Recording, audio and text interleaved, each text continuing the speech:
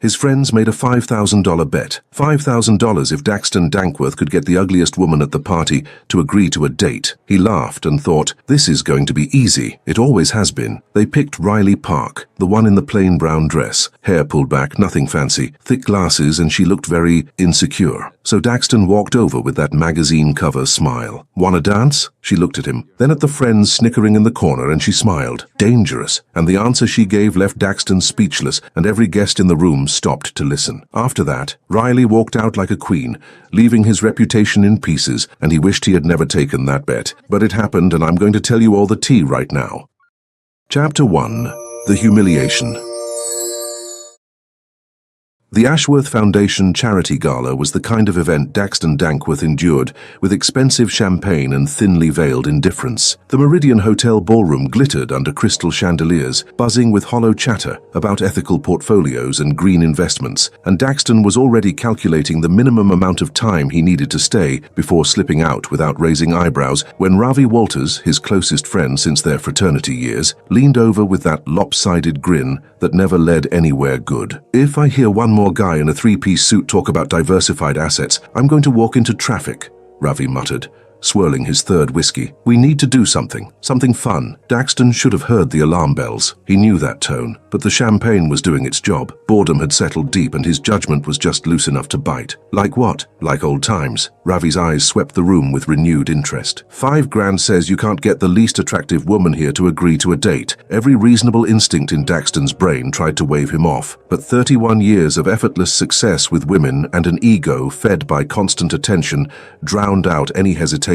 He flashed that polished smile, the one that had never failed him, and said something he would come to regret more than almost anything in his life. Too easy. Ravi surveyed the ballroom like a scout on a mission, then stopped, nodding subtly toward a woman standing alone near the drinks table. She wore a plain brown dress, her hair pulled into a no-nonsense bun, thick black-framed glasses sitting heavy on her face. She looked like a librarian who'd accidentally wandered into a room full of couture gowns and diamond necklaces. She held her glass of white wine with both hands, gripping it like a lifeline. "There," Ravi said. "5,000. You in?" Daxton reached out, shook his hand without a second thought, and walked toward the woman with the easy confidence of someone who had no idea he was about to be dismantled in front of an entire ballroom. Riley Park was fully aware of what kind of party she'd walked into, and the only reason she'd come was because the host happened to be a major client. The brown dress was the most formal thing in her closet that wasn't a blazer and slacks, and she'd stopped trying to compete with the designer gowns around her within the first 5 minutes.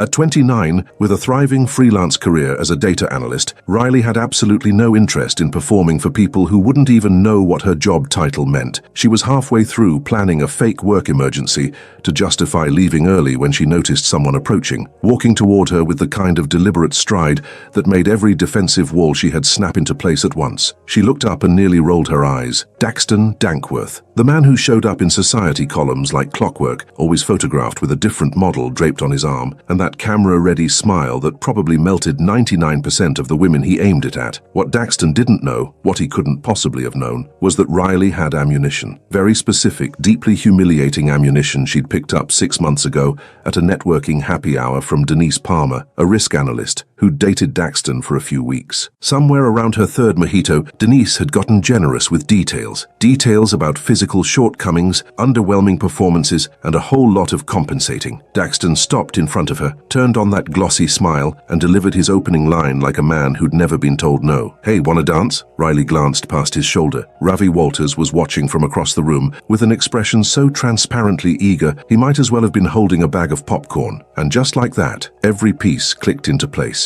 A bet. Obviously, it was a bet. Why else would Daxton Dankworth cross an entire ballroom to talk to the most clearly out-of-place woman at the event? She tilted her head, as if genuinely considering his offer, and let a dangerously sweet tone settle into her voice. "This is a bet, isn't it?" The shift on his face was instant and deeply satisfying. The confidence cracked, his eyes went wide, and for one glorious fraction of a second, Daxton Dankworth looked like a man who had just stepped off a cliff and was only now noticing the drop. I don't know what you mean." "Sure you don't."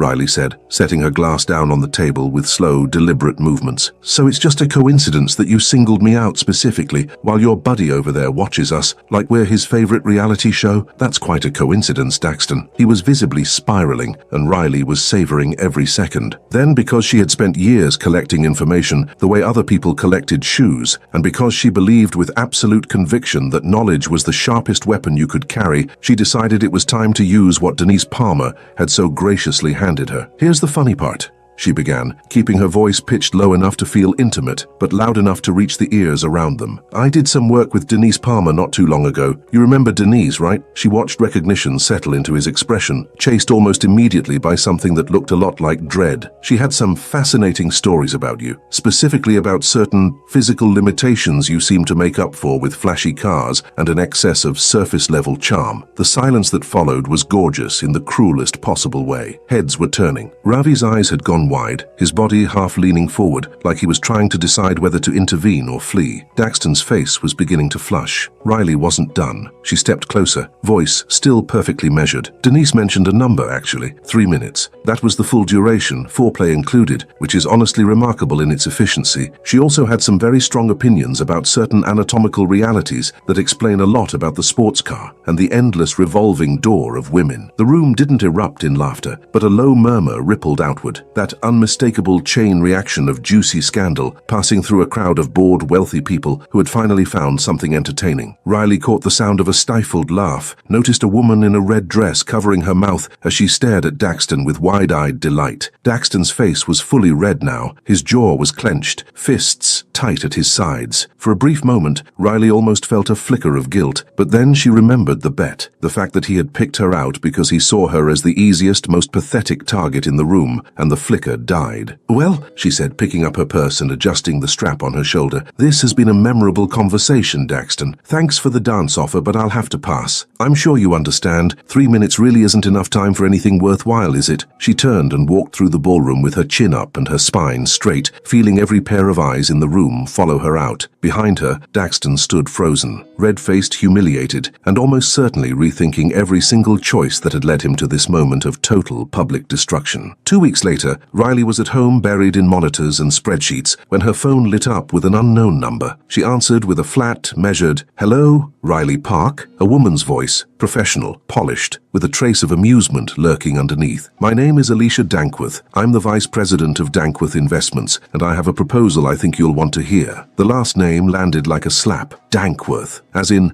Daxton Dankworth. There was no way this was a coincidence. What kind of proposal? Riley asked, keeping her tone carefully neutral. Alicia laid out the details.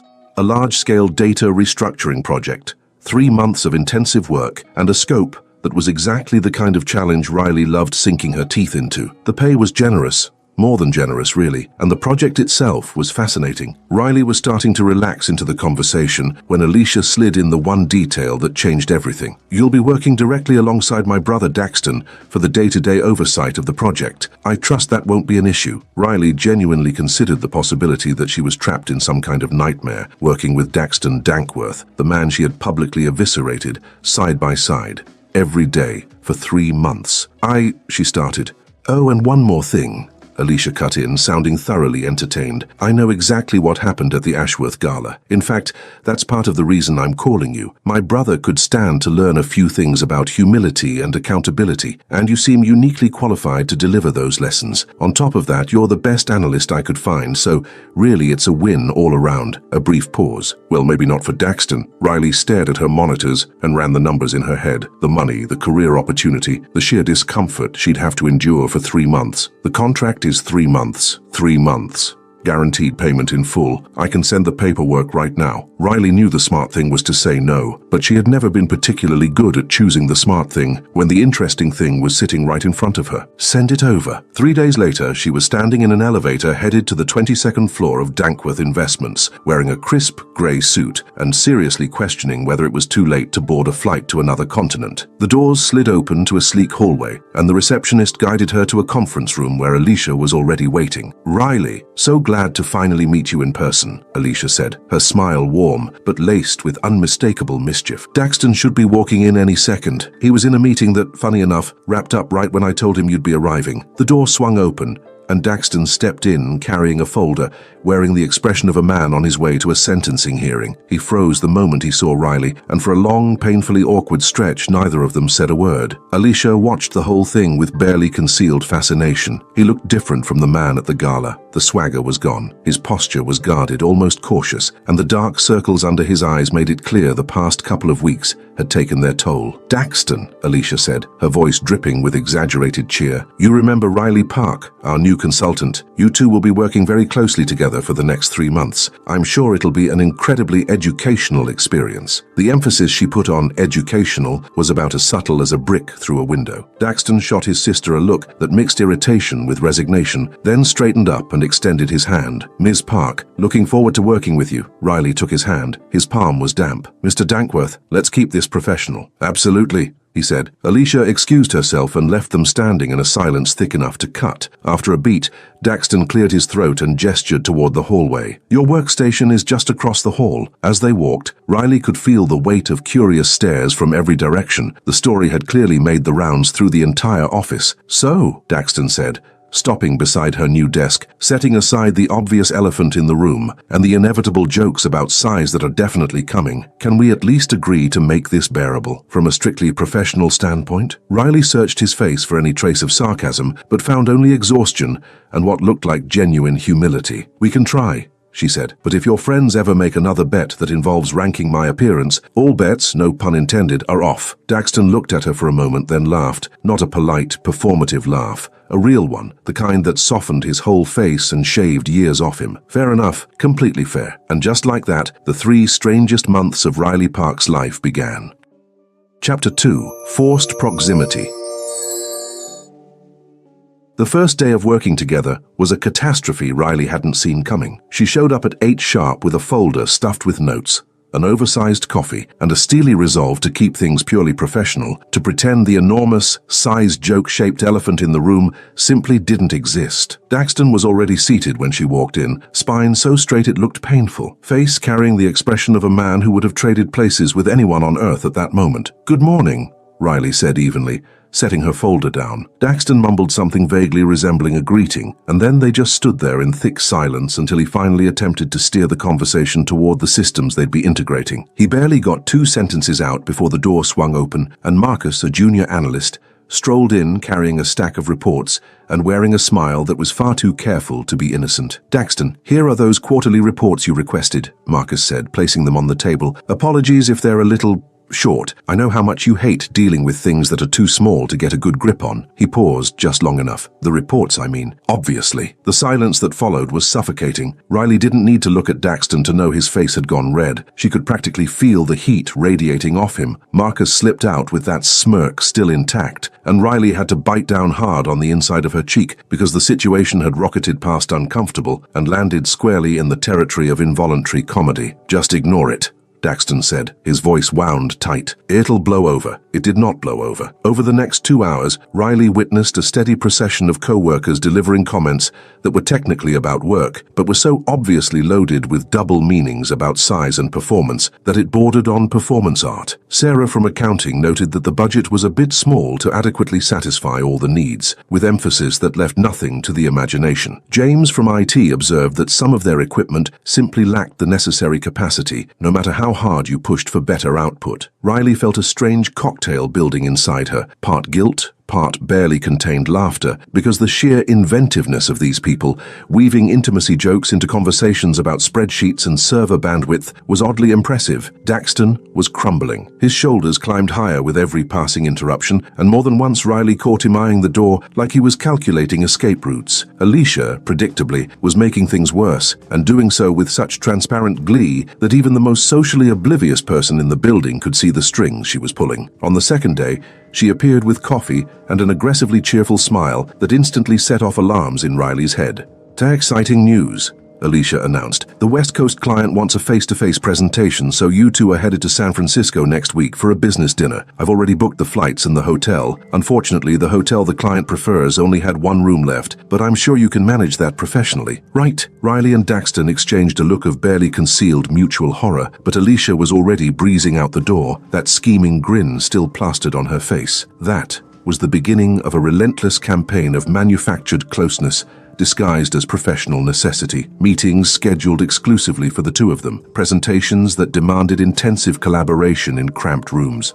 Team lunches where Alicia invariably had a last-second emergency, leaving Riley and Daxton alone to fill the silence with overly detailed discussions about data architecture. The San Francisco trip was its own special kind of torture. 5 hours on a plane sitting shoulder to shoulder, elbows brushing by accident and both of them flinching like they'd touched a live wire. But the dinner with the client was where the discomfort truly escalated. Robert Chen, the client, spent the first 30 minutes asking them what it was like working together and marveling at the obvious natural chemistry between them. Riley nearly choked on her wine at the word chemistry being applied to a dynamic that had been born out of public humiliation and anatomical commentary, and she noticed Daxton gripping his knife so tightly his knuckles went white. The actual presentation went well. They were both good at what they did and capable of separating personal chaos from professional delivery when it counted. Robert was impressed by the analysis and the proposed strategies, asked sharp questions they handled together with ease, and left the dinner satisfied. Then Robert climbed into a cab and disappeared, and suddenly it was just the two of them standing on the sidewalk with 2 weeks of unspoken tension hanging between them like a wall. The night air was cold enough to cut through Riley's thin blazer. She was about to suggest they grab separate cabs when Daxton turned to her, his expression caught somewhere between frustration and raw vulnerability. "Can you please stop looking at me like that?" The words came out louder and more desperate than he probably intended. "I'm serious. I'd rather you hated me. I'd rather you kept thinking I'm some arrogant jerk who had it coming. But the pity thing, the way you look at me like I'm some sad broken thing, I can't take it." Riley blinked. "I'm not looking at you with pity. Then what is it?" he pressed, stepping closer. "Because you're definitely looking at me some kind of way, and I'd really love to know what's going through that analytical brain of yours while you watch me get roasted day after day with jokes about my situation." The professional thing to do would have been to deflect, to steer the conversation back to safe ground. But there was something in his expression, something unguarded and honest that sliced right through her defenses, and before she could stop herself, the truth came out. Guilt, mostly, mixed with some leftover satisfaction from watching your ego implode. The silence stretched, but this one felt different from all the awkward silences before it. Daxton just stared at her, and then he laughed. Not a polite, controlled laugh, but a real one, deep and full, the kind that bent him forward and completely reshaped his face. "At least you're honest," he said once he caught his breath. "That's more than I can say for literally anyone else in my life right now. Everyone else pretends nothing happened while clearly dying to crack jokes behind my back. You're the only one who'll actually admit to my face that you enjoyed it." There was no bitterness in his voice, just a worn-out kind of acceptance, and Riley felt something crack in the wall she'd built against him. A small crack, but real. She caught herself smiling back, just barely. "The bet was idiotic. You deserved to get called out." "Yeah," Daxton agreed without a beat of hesitation, dragging a hand through his hair. "It was idiotic and I knew better." But he paused, looking at her with something complicated moving behind his eyes. "The way it went down was brutal in a way I don't think you totally realized. I'm not saying I didn't deserve it, just that it was a lot." They stood there for another quiet moment, and Riley recognized it for what it was. The first real honest exchange they'd had. No professional armor, no defensive walls. Neither of them apologized outright, but something shifted between them, a quiet acknowledgement that they'd both acted in ways they could justify, but that had left real damage in their wake. "Let's head back to the hotel," Riley said, partly because the cold was getting to her, and partly because she needed space to process what had just happened before she said something that made everything messier. Daxton nodded, and they walked back in a silence that for the first time didn't feel suffocating. The next morning, back at the office, Riley was beginning to think they might actually find some kind of workable rhythm. And then Ravi Walters walked in. She was in the conference room with Daxton and 3 other team members, mid-discussion about deadlines, when the door swung open and Ravi appeared wearing an expression that made Daxton go rigid immediately. Riley recognized him at once, the same breezy grin from the gala, the same spectacular lack of self-awareness. "Daxton, bro, I need a word," Ravi announced, completely ignoring the fact that a meeting was happening. "It's about, the whole thing. I've been thinking about how to clear the air and fix the misunderstanding." Panic flashed across Daxton's face. Riley saw him try to wave Ravi off, but Ravi, being exactly who he was, barreled ahead with catastrophic enthusiasm. "I was thinking we should just set the record straight, right? That whole thing about, size and performance. It's not even true." Ravi's voice was loud enough to fill the entire room.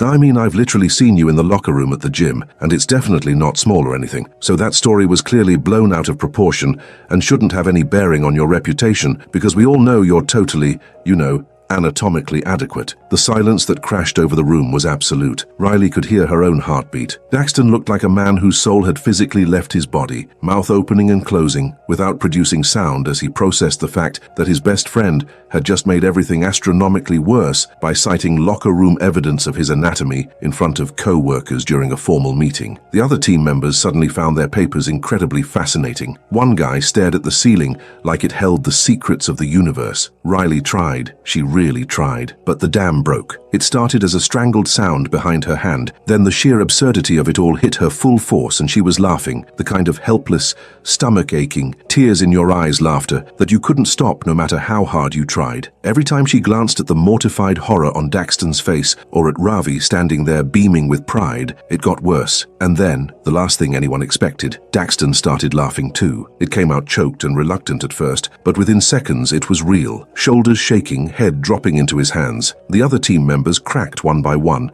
tentative at first, and then genuinely, as the sheer ridiculousness of the moment dissolved every last scrap of tension in the room. "Ravi?" Daxton managed between gasps. "You are, without question, the worst person alive at damage control. I am begging you, never ever try to help me again." And somehow, in a way Riley never could have predicted, that absurd, mortifying disaster actually brought them closer. There was something about laughing together at the sheer lunacy of it, about sharing a moment so ridiculous it couldn't be anything but genuine, that stripped away the last remnants of stiff professionalism and guarded hostility. After the meeting ended, and everyone filtered out still chuckling, Riley and Daxton lingered. Their eyes met, and something was different. Something that might have been the first fragile thread of real friendship growing up through the wreckage of their disastrous beginning. Riley noticed with a small jolt that she'd spent the last several minutes watching Daxton smile, the way laughter completely transformed his face, peeled away the polished arrogance he usually wore like armor. There was something in that realization that unsettled her in a way she couldn't quite define. She shoved the thought aside. This was nothing more than forced proximity manufacturing the illusion of a connection. Two people stuck in a bizarre situation, engineered by a scheming sister and a friend with the social instincts of a wrecking ball. That was all. But as she gathered her things and headed for the door, Riley couldn't ignore the fact that for the first time since this whole arrangement started, being around Daxton didn't feel tense or uncomfortable. It felt almost natural, almost easy. And that realization was equal parts reassuring and unsettling in a way she absolutely did not want to think about.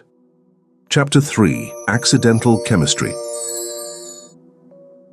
The project was moving forward with an efficiency that quietly annoyed both Riley and Daxton in ways neither would have admitted under oath. Ever since the Ravi incident, that shared explosion of laughter that had cracked through their defenses like nothing else could, something between them had shifted. Working together stopped feeling like an endurance test and started feeling oddly seamless, almost instinctive, in a way Riley definitely hadn't expected when she signed the contract. Daxton understood the company's infrastructure inside and out, and he had a natural ability to see how scattered systems could fit together into a bigger picture. Riley had the analytical precision and technical rigor to take those ideas and turn them into something concrete and buildable. Together they clicked in a way that was almost irritating, finishing each other's thoughts in meetings, reaching the same conclusions independently, syncing up without needing to coordinate first. Riley was also discovering, reluctantly, and with a fascination she didn't ask for, that Daxton was genuinely funny when he wasn't performing. Away from the cameras and the society pages, he had this sharp, self-aware humor that surfaced only in private, dry observations about blowhard executives that made her press her lips together to keep from laughing at the wrong moment. He'd also gotten remarkably good at turning his own humiliation into material. "At least people actually pay attention during my presentations now," he said after a tense board meeting, "even if it's mostly to see whether I'll accidentally reference the infamous 3 minutes. Daxton, meanwhile, was learning that Riley, when she let her guard down and stopped operating in strict professional mode, was ruthlessly sarcastic in a way that caught him completely off guard. She had something cutting to say about everything. The aggressively minimalist office decor. Someone clearly had an unlimited budget and absolutely no imagination. The jargon-stuffed corporate emails, 15 paragraphs just to say, "Do your job." Truly impressive. And the way she delivered it all, deadpan expression, not a crack in her composure until the very last second when a tiny smile slipped through, was something Daxton found disarming in ways he knew he had no business thinking about. The mandatory corporate event landed on a Friday evening. Alicia had sent them both emails that made it unmistakably clear. Attendance was required, and they were expected to project team spirit and professional cohesion in front of clients and partners. Riley arrived in a simple black dress, a significant upgrade from the brown design disaster she'd worn at the gala, and when Daxton spotted her crossing the hotel ballroom, there was a half-second where he just stopped and stared before catching himself and remembering that looking at her like that was probably a terrible idea given their history. "Ready to pretend we're two well-adjusted colleagues without a spectacularly messy backstory?" Daxton asked as she approached, and his tone was lighter, more playful than it used to be. "I can fake anything for a few hours as long as there's free food and an open bar," Riley said, plucking a champagne glass off a passing tray. "Fair warning though, I get significantly more sarcastic after the second glass." The first hour unfolded predictably. Executive speeches about growth strategies, forced networking, polite conversations with clients who couldn't have cared less about data integration. But as the evening wore on, Riley and Daxton drifted toward each other almost magnetically, ending up in a quieter corner of the ballroom where the noise level dropped just enough to have an actual conversation. And then Daxton, with timing Riley couldn't decide was courageous or clinically insane, made a joke about himself that turned at least 5 heads nearby. A client had been complaining that these corporate events were all the same. Completely forgettable. Daxton didn't miss a beat. "Well, I was certainly memorable at the last one I attended, even if it was only for 3 minutes. But apparently 3 minutes is enough to make a lasting impression, depending on whether the impression is the kind you wanted." Riley had just taken a sip of champagne. The combination of total shock and the fact that he had actually gone there, in public, at a corporate event surrounded by clients, overwhelmed her completely. She sputtered the champagne back into her glass with zero elegance and started laughing. The kind of laughter that had no place in a professional setting. Her hand pressed over her mouth while her shoulders shook uncontrollably. "You did not just do that," she managed between gasps, staring at him with a blend of disbelief and genuine respect. "You did not just make a 3-minute joke at a client event. Turns out if I get to the joke first, everyone else gets too uncomfortable to pile on," Daxton said, smiling in a way that was real and just slightly self-deprecating. "It's a defense mechanism, and since the confident Playboy brand is clearly dead and buried, I figured I'd try out a new one, the guy who can actually laugh at himself." Something shifted in that moment. Something about the way he was watching her laugh, about the ease with which he'd turned his worst moment into something they could share, made Riley realize with a small, startled clarity that she was having genuine fun for the first time in months. She glanced around the ballroom, the stiff smiles, the rehearsed conversations, the whole performance of wealth pretending to be interesting, and knew,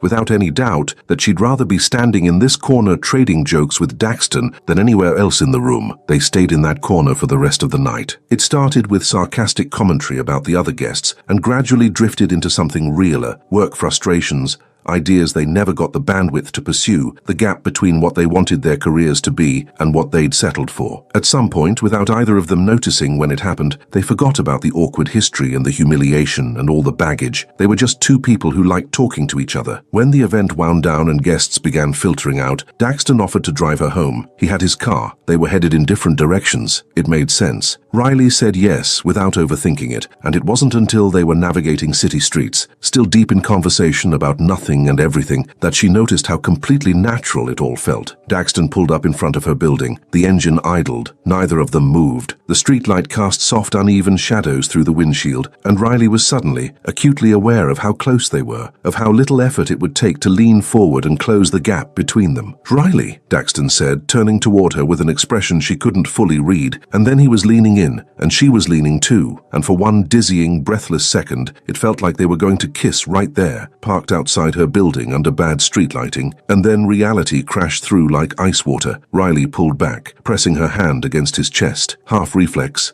half regret. No, this would be a terrible idea. With everything that's happened and the history and 2 months of work still ahead of us, this would be an objectively terrible idea. Daxton stopped instantly, pulling away and running a hand through his hair in a gesture that looked both frustrated and embarrassed. "You're right, I'm sorry, I shouldn't have. That was out of line given everything." She should have gotten out of the car. Should have thanked him for the ride and walked straight into her building without a backward glance. But something in his face, something open and unguarded, made her pause. "Why did you do that?" she asked, barely above a whisper. Daxton didn't answer right away. When he finally spoke, his voice was quiet and had the sound of something being confessed against its will. "Because you've been in my head since the night of that gala. And it's It's not because you humiliated me, or because I've got some kind of strange fixation on it. It's because you were the first person in a long time who looked at me and saw an actual human being, flawed, real, instead of just a last name, or a face for the society pages, or some kind of trophy to win. You saw me at my absolute lowest and you didn't pretend it away, but you also didn't reduce me to just that one moment. And there's something about you, about that I can't make myself ignore, even though I know I probably should. The silence that followed was dense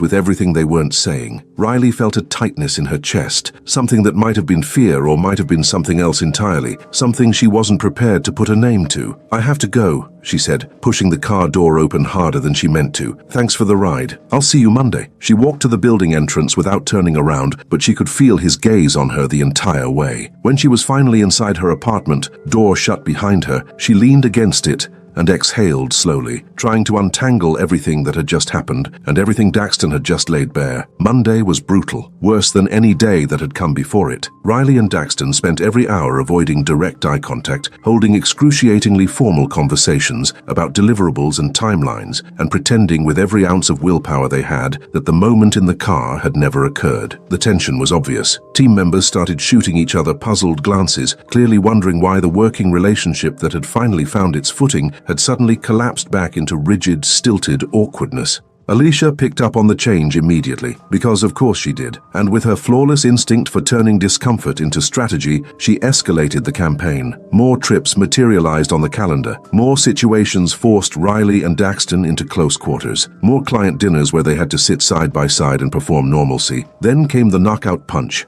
another trip, this time to Seattle. When Riley opened the hotel confirmation, her stomach dropped. One room, again. This is not an accident, she said into the phone, fighting to keep her voice level. You cannot keep accidentally booking a single room for 2 people. The hotel was fully booked. There's a tech conference in town, Alicia replied, her voice dripping with a sincerity so false it was almost admirable. I was lucky to get anything at all. But if you'd rather, I can cancel the meeting with a client who could be worth millions in long-term revenue. Riley recognized the emotional blackmail for exactly what it was. She also knew Alicia wasn't wrong about the client. Pulling out over a hotel room would look petty and unprofessional. Fine, she said, jaw tight, but I am formally protesting your skills as a travel coordinator. The Seattle trip was strained from takeoff. Riley and Daxton sat through the flight in near total silence, punctuated only by occasional clipped exchanges about the presentation. The client meeting itself went smoothly on paper, but the tension between them was so thick that the client asked if everything was all right, forcing them both into tight smiles and hollow reassurances. Then came the unavoidable part, the hotel room. 1 bed, king size, technically big enough for 2 people to lie in without making contact. Technically. Daxton stared at the bed, then at Riley, and immediately started volunteering. I'll take the floor. Seriously, it's fine. The carpet's thick enough and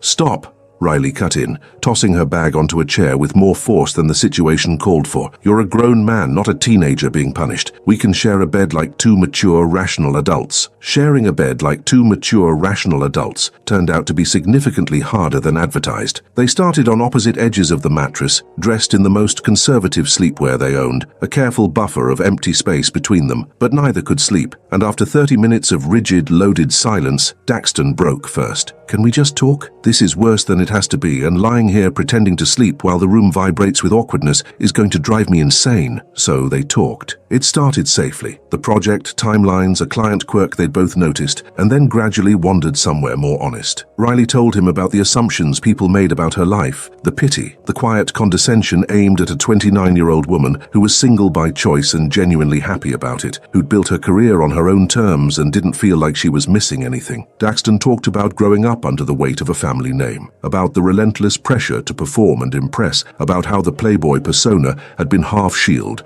and half desperate performance, trying to meet expectations he never actually wanted anything to do with. They talked about parents and pressure and the things they wished they'd done differently. And somewhere around 4 a.m, when the conversation had slowed to murmurs and long, comfortable pauses, Riley realized She'd migrated from the far edge of the mattress to somewhere much closer to the middle. Daxton had done the same. Neither of them had noticed it happening. When the alarm went off at 7, they woke up tangled together, Riley's head resting on Daxton's chest, his arm draped around her waist, and for one frozen, panicked second, they both registered the situation at exactly the same time. "This didn't happen," Riley said immediately, pulling free and launching herself out of bed with a speed that bordered on slapstick. "We're going to pretend this didn't happen and never bring it up again." "Agreed," Daxton said, far too fast, already on his feet and heading straight for the bathroom without so much as a glance in her direction. "Already forgotten. I don't even know what we're supposedly forgetting." But as they got dressed and gathered their things in careful, deliberate silence, they both knew the truth. They weren't going to forget. Something had shifted between them during those hours of quiet honesty and that accidental unconscious gravitation toward each other in the dark, and neither of them had any idea what to do about it. Chapter 4: The Fall. Riley pinpointed the exact moment she knew she was in trouble. It was a Tuesday, 2:30 in the afternoon, completely unremarkable in every way, until Daxton appeared at her workstation carrying a coffee. Not just any coffee. A very specific latte from a very specific shop on the opposite side of the city, a place she had mentioned exactly once, 3 weeks earlier, in a throwaway comment about where she liked to work on weekends. He set the cup on her desk without ceremony. "Thought you might want this," and then he walked back to his own desk like it was nothing. Riley sat there staring at the cup, as if it had materialized from another dimension, because this wasn't just a coffee. This was evidence, the latest in a growing pile of proof that Daxton Dankworth had quietly, steadily become thoughtful in ways that were dismantling every wall she'd spent months reinforcing. He remembered things, small, offhand things she barely remembered saying herself. He'd show up with articles on topics she'd mentioned once in passing. He'd started championing her ideas in meetings, not loudly, not for credit, but with careful redirects that made sure the room understood whose thinking it really was, even when Riley hadn't asked him to. And then there was the way he made her laugh. The Ravi impressions alone were devastating, so precise and mercilessly accurate that Riley had to physically muffle herself in meetings to avoid a scene. Daxton had the cadence down perfectly, the way Ravi talked before thinking, the exaggerated hand gestures when he got excited, that singular talent for making every situation exponentially worse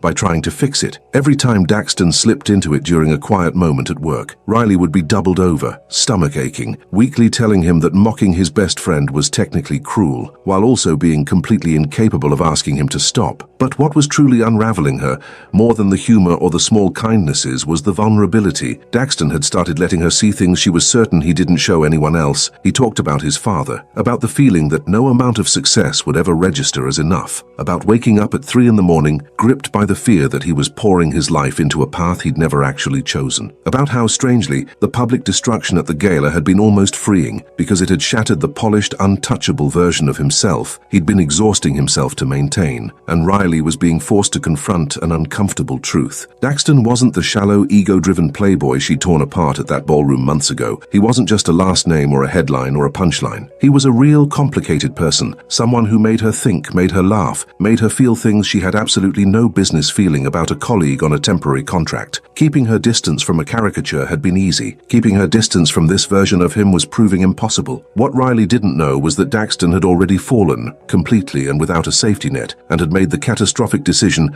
to confess this to Ravi over drinks at a bar after work. Ravi, who had never once in his life demonstrated competence in matters of romance or emotional nuance, had listened with saucer-wide eyes and then proposed with full conviction that Daxton stage some kind of grand romantic gesture, flowers, a public declaration, possibly live violin music. She would absolutely hate that, Daxton had said without hesitation, swirling his whiskey. Riley is way too practical for that kind of thing. She'd find it mortifying and completely over the top, and honestly, she'd probably destroy me again just for being that predictable. And given how we started, with a bet and a public takedown, anything too theatrical would just feel hollow, like I was trying to buy my way out of what happened with some rom-com stunt. The project was winding down faster than either of them was ready for, and that unspoken deadline hung over everything like a countdown they both kept glancing at, but refused to acknowledge out loud. The end of the contract meant no more reason to see each other every day, no more excuses for long, meandering conversations or coffees from across town, or those stolen pockets of shared laughter, squeezed between data reviews. 2 weeks left. Each passing day felt louder than the last. The final presentation to the board was set for Friday, and Riley had spent the entire week in preparation mode, refining every slide, triple-checking every number, mentally rehearsing answers to the toughest questions the executives might throw at her. She walked into the boardroom feeling confident, composed, ready, and she was, right up until Gerald Thompson, the CFO, asked about ROI projections for the third quarter. Riley opened her mouth to answer and felt the ground vanish beneath her. She'd mixed up Q3 and Q4. The wrong numbers were on the tip of her tongue, and she was about to feed completely inaccurate data to a room full of senior executives who would absolutely catch it. For 1 sickening second, her mind went blank, total freeze. But before she could stumble or backtrack, Daxton stepped in so smoothly, so naturally, that no one in the room registered the save except Riley herself. "If we jump ahead to the consolidated view on the next few slides," he said, clicking forward with easy confidence, "we can see how the Q3 projections map onto the incremental growth strategy Riley's been building toward, which connects directly into Q4 execution." He'd redirected the entire conversation without a seam. No one noticed an error had almost happened. The presentation ended to enthusiastic approval. The board praised the quality of the work, and Riley stood there flooded with a relief so intense it nearly buckled her knees. He'd saved her, quietly, invisibly, without making it look like she'd needed saving. After the room emptied and it was just the two of them packing up, Riley turned to him. "Thank you. I had the quarters mixed up. I was about to give them completely wrong numbers and you just—" "That's what partners do," Daxton said, a small smile crossing his face as he closed his laptop and slid it into his bag. It wasn't a big deal. Something about the way he said "partners" stopped her, and before she could think better of it, the words were already out. "Is that what we've been? Partners?" Daxton went very still, hands frozen on his bag. When he looked up, there was something unguarded in his eyes, honest and exposed in a way that made Riley's pulse kick into a higher gear. "I was hoping it was more than that," he said, his voice low. "But I'm apparently terrible at saying what I actually mean, so maybe you read it as just teamwork when I was trying to—" The conference room door slammed open hard enough to make both of them flinch. Ravi burst in, looking like a man delivering wartime news. "Daxton! Bro, you need to come right now. Emergency call with the London investors. They're demanding you immediately, no delay." Daxton looked from Ravi to Riley, frustration written plainly across his face. For a moment it seemed like he might tell Ravi to wait, might ignore the interruption entirely and finish what he'd started. But then duty won, and he grabbed his bag with stiff, reluctant movements. "We need to finish this conversation. Later, I promise." And then he was gone, following Ravi out the door, and Riley was standing alone in an empty conference room, with her heart hammering and her mind racing, trying to piece together what Daxton had been about to say before the worst-timed interruption in recorded history. The next morning, she arrived at the office braced for that conversation, ready finally to hear the rest of it. But Daxton's workstation was empty. It stayed empty all morning. By noon, she caved and went to find Alicia, doing her best to sound casual, as if this were a perfectly routine professional inquiry, and not something that was tying her stomach in knots. "Daxton?" Alicia said, wearing an expression so carefully neutral it practically screamed that she knew something. "He flew to London last night. Something urgent with the European partners. Apparently it'll take a few weeks. He left right after that emergency call." "He didn't tell you?" Something heavy and cold sank through Riley's chest. Anger, confusion, and underneath both, something that felt dangerously close to real hurt. "No," she said, her voice coming out sharper than she intended. "He didn't." She spent the rest of the week trying to convince herself it didn't matter. Daxton had a business to run. He'd responded to an urgent professional obligation. There was no reason to feel wounded by the fact that he'd left without a word, without finishing what he'd started in that conference room, without so much as a text. But she checked her phone constantly, waiting for a message that never arrived, and she kept catching herself staring at his empty desk with a frequency that was both embarrassing and revealing. It was in one of those moments, alone at the office, eyes drifting again to his vacant chair, feeling the shape of his absence like something solid and heavy pressing against her ribs, that Riley finally stopped fighting it. She was in love with Daxton Dankworth, completely, undeniably. It had happened somewhere in the space between coffees carried across town and 4 a.m. confessions in the dark, and the way he could make her laugh until she couldn't breathe. And she had recognized it at the exact moment he disappeared, because of course she had, because the universe's sense of timing was nothing if not viciously, perfectly ironic. Chapter 5. The Grand Gesture, more or less. 2 weeks of nothing, complete, deafening silence that dragged on like it would never end. Riley kept up appearances, maintained her routines, held her expression steady, projected calm professionalism to anyone who might have been watching, but underneath all of it, she was a wreck. She checked her phone every 15 minutes. She woke at odd hours replaying conversations that never got finished and departures that were never explained. The project had officially wrapped the previous Friday. Alicia had sent a polished email thanking her for her work and confirming final payment, which meant there was no longer a single professional reason to reach out to Daxton, or to expect him to reach out to her. She drafted messages to him more times than she could count, typed and deleted endless variations of, "Why did you leave without saying anything?" and "You owe me an explanation for what you started in that conference room." And once, during a particularly low moment around 3 in the morning, "I miss you in ways that are professionally inappropriate and emotionally exhausting." Every single one was erased before sending. Because Riley had her pride, and if Daxton wanted to talk to her, he knew exactly where to find her and had made zero effort to do so in 2 full weeks of silence. So when Alicia called on a Tuesday morning with an easy, breezy invitation to grab coffee, Riley should have smelled the setup from a mile away, but she was too drained to be suspicious and said yes without thinking. They met at a small cafe downtown, and Alicia was wearing the kind of smile Riley had learned to associate with either major revelations or carefully orchestrated interference. "I have a confession," Alicia said the moment their coffees arrived, and there was a flicker of real guilt in her voice, though it was heavily outweighed by amusement. "I engineered the entire thing, you and Daxton, from the very beginning. I saw something between you two the night of the gala, even while you were dismantling his reputation in front of everyone, and I decided you both needed a serious push. So every single room hotel booking, every private meeting, every conveniently timed business trip, that was all me. All of it." Riley knew she should have been furious. Months of manipulation, laid out without apology, but all she could summon was exhaustion. "Well, congratulations on a masterfully executed scheme. Though the end result is that Daxton fled to London without a word and hasn't spoken to me since, so maybe the chemistry you thought you saw wasn't actually there. About that?" Alicia said, and her expression shifted to something more serious. "Daxton didn't go to London. There was no emergency meeting with European partners. He made it up. He panicked, convinced himself you'd never be able to forgive the bet or see past the version of him that existed before. And instead of dealing with it like a functioning adult, he spent 2 weeks hiding in his apartment,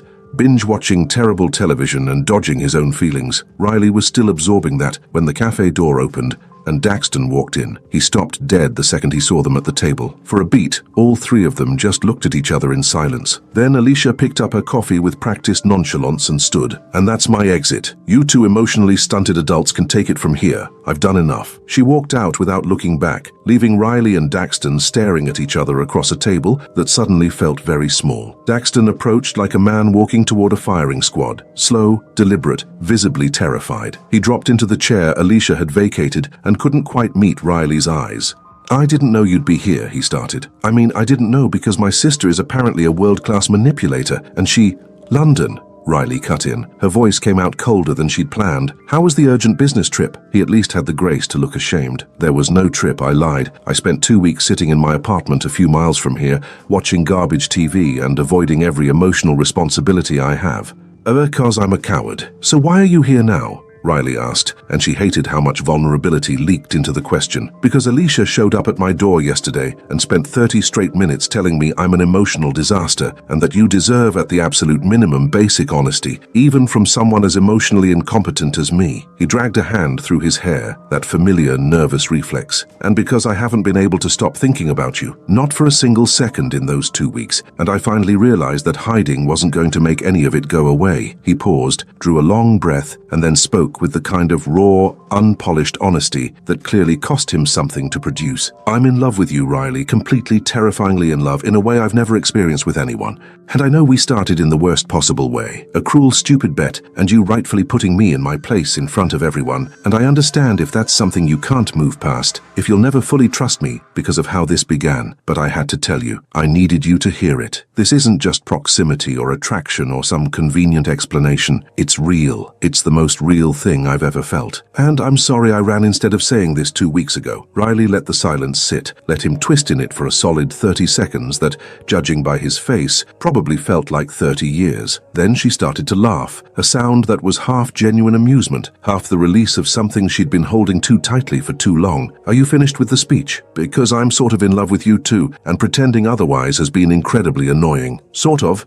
Daxton repeated, a cautious, fragile hope breaking across his face. Fine, completely in love, Riley admitted, and she was smiling now in a way she couldn't have stopped if she'd tried. In love with you in spite of every rational argument against it. But Daxton, if you ever make another bet involving humiliating someone, the only bet I'm making from now on, he interrupted, and his smile was that real, unguarded one that completely transformed him, is that I can make you laugh at least once a day. That one you'll win without trying, Riley said, and then they were leaning across the table, and finally, after months of tension and near misses and feelings they'd both been too stubborn to name, they kissed. And it was everything she'd imagined it could be and more, because there was nothing rehearsed or calculated about it. Just two people who had started in the worst place imaginable and somehow found their way to something honest. From somewhere behind a column near the back of the cafe came the unmistakable flash of a phone camera. When they pulled apart, Riley spotted Alicia half hidden and beaming, recording the whole thing. A moment later, Daxton's phone buzzed. He glanced at the screen and burst out laughing. Ravi texted Alicia, "Did I help? Did I actually do something right?" All caps, 15 question marks. 6 months later, Daxton brought Riley to the annual Ashworth Foundation Charity Gala, the very same event where everything had started so spectacularly badly. They walked into the Meridian Hotel ballroom together, and Riley noticed the whispers, the sideways glances, the ripple of recognition passing through guests who remembered what had happened in this room the year before. Daxton just squeezed her hand and smiled in a way that made it clear he couldn't have cared less about leftover gossip. Midway through the charity auction, Daxton let go of her hand and started walking toward the stage with a focus that made Riley's stomach drop and her pulse spike simultaneously. She watched, caught between alarm and fascination, as he took the microphone from the startled presenter and turned to face a ballroom full of executives and socialites who went quiet with naked curiosity. "A year ago," Daxton said, his voice clear and steady, "I stood in this exact room and did something incredibly stupid. I tried to humiliate this woman." He gestured toward Riley, "as part of a cruel bet. She destroyed me for it, and I deserved every second. But then I spent months working alongside her and discovered that beyond being lethally effective at public demolition, Riley Park is the smartest, funniest, most extraordinary person I've ever known." He looked directly at her, and his smile was open and hopeful and just a little bit scared. "So, Riley, would you like to dance for real this time?